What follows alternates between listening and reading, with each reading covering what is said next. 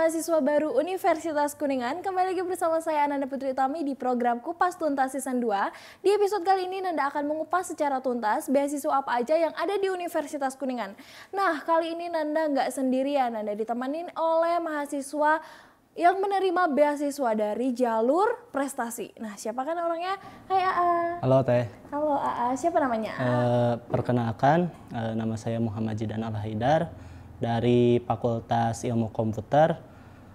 Saya mengambil prodi Desain Komunikasi Visual. Dari DKV. Oke, AA. AA kan sebagai penerima beasiswa dari jalur akademik atau raport gitu ya. Nah, AA tuh mendapatkan beasiswa ini tuh dari kapan? Sejak kapan? Dari awal masuk sampai sekarang, sampai seterusnya gitu. Oh, berarti full gitu ya. Nah, di pembeda di antara beasiswa-beasiswa lain dari beasiswa akademik ini apa sih? Bedanya kalau prestasi akademik itu kita mendapat potongan 50% dari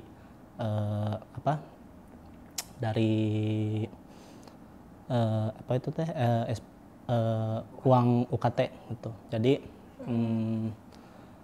kalau misalkan yang reguler itu sekitar 10 juta atau 9 juta, kami yang prestasi akademik mungkin hanya membayar sekitar setengahnya, sekitar 7 juta. Oh ya. Gitu. Itu tuh seterusnya ada potongan-potongan lagi? Kalau sampai sekarang sih yang saya rasakan masih tetap ya, masih 7 juta sampai segitu sekarang.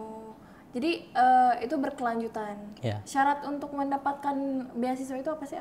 Yang akan ada dua ya, ada prestasi akademik dan prestasi non akademik. Kalau prestasi akademik mungkin lebih ke nilai raport yang lebih besar ya. Kalau yang non akademik itu biasanya prestasi dari seperti lomba atau kejuaraan dan lain sebagainya.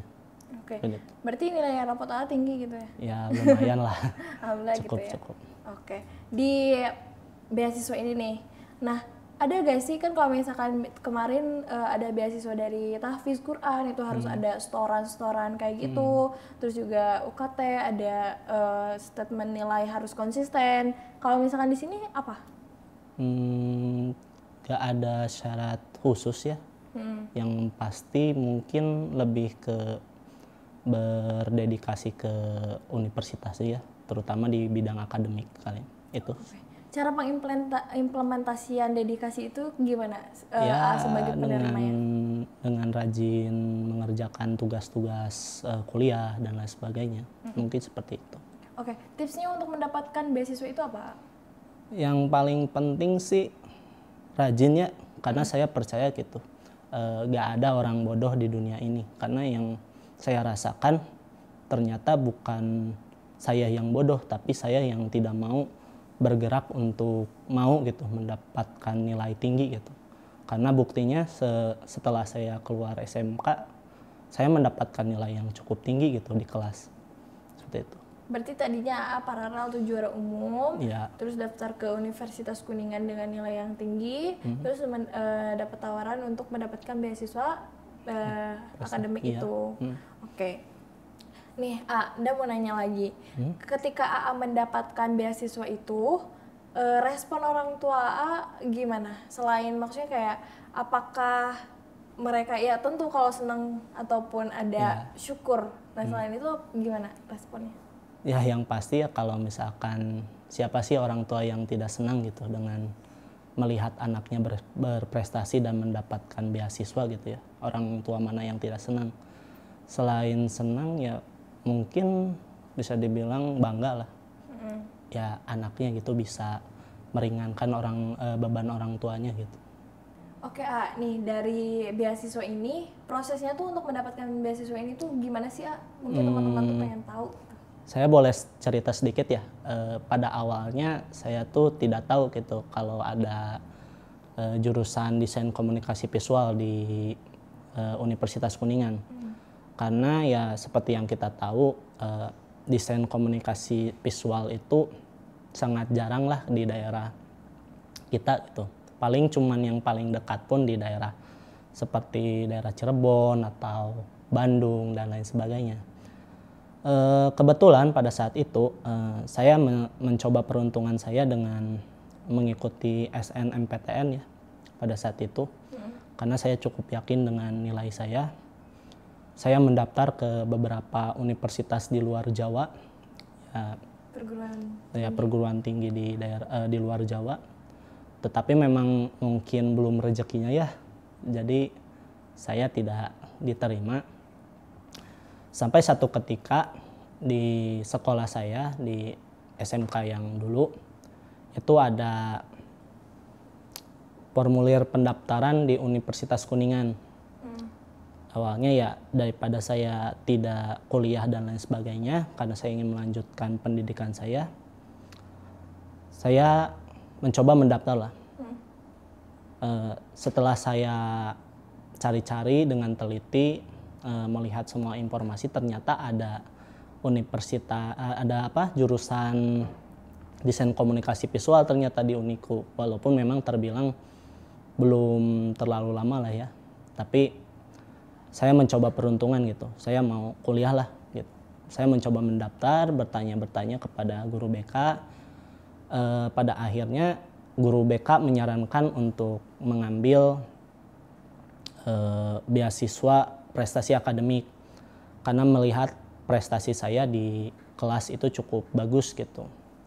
Nah, setelah beliau menyarankan untuk mengambil beasiswa prestasi akademik, lalu saya mencoba ya mengisi formulir dan lain sebagainya sampai diberikan kembali kepada guru BK. Saya menunggu pengumumannya ya sekitar seminggu atau ya saya lupa lah berapa lama, cuman sekitar seminggu. Memang pada saat itu ya cukup pesimis juga pada awalnya, tapi saya mencoba untuk tegar lah, untuk yakin bahwa saya bisa masuk dengan nilai segini gitu. Saya percaya. Sampai tiba waktu pengumumannya, memang pada saat itu saya daftar yang paling terakhir, kata guru BK saya. Jadi nama saya itu pas keluar di pengumumannya, keluarnya paling terakhir. Di saat seperti itu saya benar-benar senang sekali gitu bisa diterima di Universitas Kuningan. Dan yang paling senangnya lagi adalah karena saya masuk ke jurusan yang memang keinginan saya lah dari dulu gitu. Ya mungkin itu saja sih. Berarti berawal dari guru BK dulu ya, ngulik-ngulik, terus nanya-nanya ke guru BK, info. Terus jadi deh keterima gitu. Alhamdulillah. Kan di beasiswa ini kan beda dari beasiswa yang lainnya. Termasuk lebih enak deh daripada yang lainnya. Kalau yang lainnya kan harus ada setoran, ada dan lain sebagainya.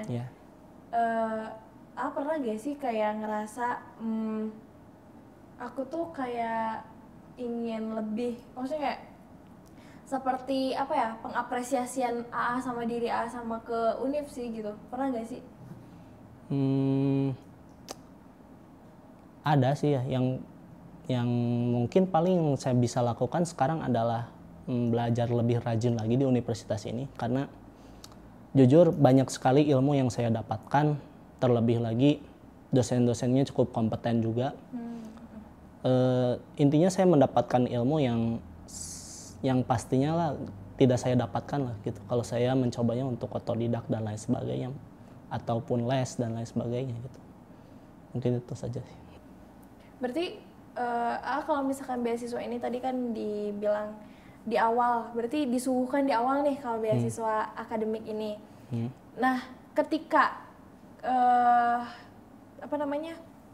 track ranking ataupun nilai yang ada di per semesternya, misalnya dari 3,75 jadi turun 3,45, itu nggak masalah? Nggak terlalu bermasalah, yang penting ya jangan turun secara drastis lah, mungkin harus bertahan aja gitu. Oke. Untuk dalam beasiswa ini nih, kan kadang orang tuh menyepelekan. Ada gak sih pesan ataupun motivasi buat teman-teman di rumah nih? Kan kadang khawatir, ya aku nggak pede nih dengan nilai kayak gini, aku bisa kuliah atau enggak, atau aku nggak ada uang nih buat kuliah, aku cuma modal nilai tapi aku canggung untuk ngasihnya gitu. Silakan AA. Intinya motivasinya seperti ini ya. Yang paling penting adalah kita harus yakin gitu dengan keyakinan kita bahwa Tuhan itu akan selalu memberikan solusi gitu kepada kita. Terlepas dari misalkan kita nilai kita kecil nih atau bagaimana. Saya selalu percaya gitu kalau misalkan dengan kita bekerja keras, dengan disiplin dan rajin, insya Allah gitu, sesuatu yang kita inginkan pasti bisa tercapai. Itu yang selalu saya yakini. Oke, makasih banget nih tadi cerita inspirasi perihal beasiswanya. Nah itu dia teman-teman perbincangan Anda bersama mahasiswa berprestasi dalam bidang beasiswa akademik. Saksikan terus program Kupas Tuntas di episode selanjutnya yang lebih fantastis, bombastis, dan kita kepo ada apa aja beasiswa yang disuguhkan oleh Universitas Kuningan. Uniku Jaya!